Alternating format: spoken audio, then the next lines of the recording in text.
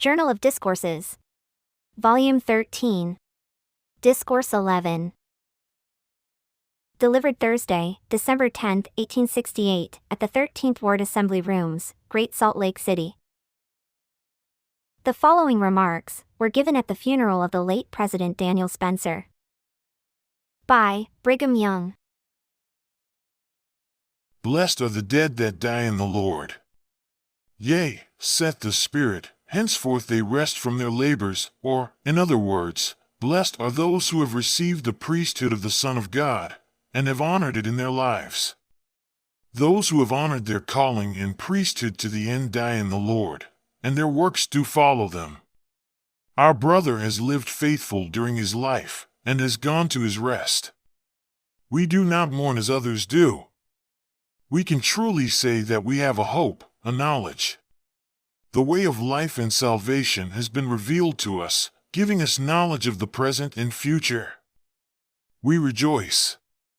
Shall we rejoice that we have the opportunity of paying the last respects due to this lifeless clay, which a few days ago was alive and active, full of spirit, attending the high council, giving decisions full of knowledge? Yes, we will rejoice. It is a matter of rejoicing more than the day of his birth. It is true it is grievous to part with our friends. We are creatures of passion, of sympathy, of love, and it is painful for us to part with our friends.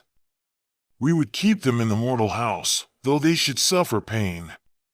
Are we not selfish in this? Should we not rather rejoice at the departure of those whose lives have been devoted to doing good, to a good old age? Brother Spencer has lived beyond what is counted to be the common age of man some 4 or 5 years. His judgment was as active as it was 25 years ago. He has been faithful in this holy war. He instructed all with whom he met in the way of life. He never gave counsel but what marked the way to life everlasting. I say to the wives and children and relations, we have more reason to rejoice for Daniel Spencer today than on any day of his mortal life. He lives, he has gone on a mission. We are taking steps to the very place he has gone to. That which was made subject to sin through the fall has fled to its eternal place. This is only a mystery to those who do not understand. But we have joy in the dissolution of the body. While the spirit remains in the body, it is liable to sin and overthrow. We are only preserved by the grace of God and our own faithfulness. Brother Spencer was, while in the body, subject to temptations and the vanities that are in the world. So with us. That silent clay is consigned to rest, and the spirit is free, gone to God who gave it. How far had he to go to get to the Lord? According to the ancients, he is dwelling there. David says, if I were to flee to the uttermost parts of the earth, thou art there. God is everywhere by his Spirit, and his Spirit is free. It can see the Lord as well in this room as to travel millions of miles away. If he is watching us now, he has not the privilege of speaking to us. God has placed the spirits of the departed subject to bounds, and they are controlled by certain laws. They have not the privilege of joining with us in our mental exercises. Yet Brother Spencer is in the presence of the Lord. Shall we be in the presence of God, as Brother Spencer is? Yes, if we are faithful, for we have the privilege of being crowned with immortality and eternal lives. All people have their guardian angels. Whether our departed dead guard us is not for me to say. I can say we have our guardian angels. I say to the family of Brother Spencer, there is no cause to mourn. This body is sown in mortality. This tabernacle is from the elements of the earth. We are of the earth, earthy, yet this tabernacle, through faithfulness whilst here in the flesh, has the promise of a glorious resurrection. If the Spirit brought into subjection the whole man, bringing every portion of the flesh subject to the law of God, it has the promise of a resurrection. All the component parts of this body, which now lies before us, will be resurrected, and be prepared to enter into the presence of the Father and the Son.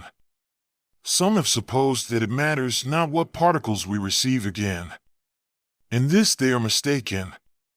The parts which have been honored by the faithfulness of the Spirit in this life will be joined in the life to come. It has been the idea of many that the Spirit goes directly to God who gave it. Does it remain there? Go on the great battlefield of the past, and if they could be seen, the spirits of the slain are hovering around their dust. They stay about this earth until there is another call for them. The kingdom and place where Brother Spencer is called to dwell, he will be in. Every departed spirit is subject to the laws that govern the spirit world. What do we gain by being faithful to the gospel of the Son of God? We gain life and salvation. Salvation in this world and the world to come. When they leave the body, those spirits are free from the power of the enemy. There are wicked men in the spirit world. Millions of them will have the privilege of receiving the gospel in the spirit, that they may be judged according to men in the flesh, and no doubt but many will reject the gospel there. Jesus went to preach to the spirits in prison. The faithful elders who leave this world will preach to the spirits in the spirit world. In that world there are millions and millions to every elder who leaves here. And yet every spirit will be preached to that has had a tabernacle on the earth and become accountable. This is the plan of salvation. Jesus will never cease his work until all are brought up to the enjoyment of a kingdom in the mansions of his Father, where there are many kingdoms and many glories, to suit the works and faithfulness of all men that have lived on the earth. Some will obey the celestial law and receive of its glory. Some will abide the terrestrial and some the telestial, and others will receive a glory. Our brother is living today, and is bright with intelligence to preach the gospel in the spirit world. We know where his remains are. They are here. But where is his spirit? He is in the line of his duty, and prepared to do more good than if he were upon the earth. As quickly as the spirit is unlocked from this house of clay, it is free to travel with lightning speed to any planet, or fixed star, or to the uttermost part of the earth, or to the depths of the sea, according to the will of him who dictates.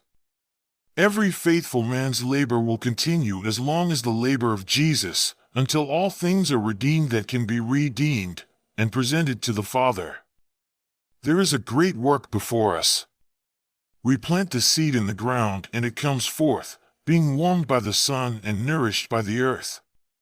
By the same great laws of God, the earth and its fullness have been produced, giving various degrees of intelligence. The Lord is raising a crop, and he will continue to labor until the work is finished. May we all be faithful as Brother Spencer was. I say to his family, God bless you. You have cause to rejoice. In 1840 he was ready to go into the grave with consumption, but he embraced the gospel, health was restored to him, and he has lived to a good old age and has done a good work. May God bless you. Amen.